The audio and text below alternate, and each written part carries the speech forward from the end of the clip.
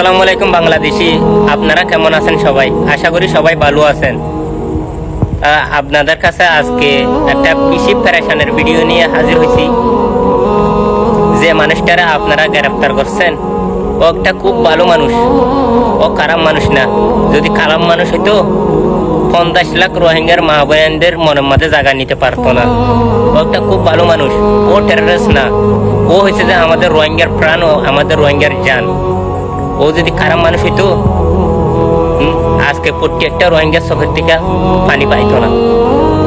যদি ওকে আপনারা সাইরা না দেন তাহলে আমাদের কাছে ভিক্ষা দেন। আমরা ভিক্ষা চাইতাছি ওর জন্য, শুধুমাত্র ওকে চাই। ওকে আমরা ভিক্ষা মাগতাছি। প্লিজ ওনার কাছে আমরা হাত জোর করে ক্ষমা চাইতাছি।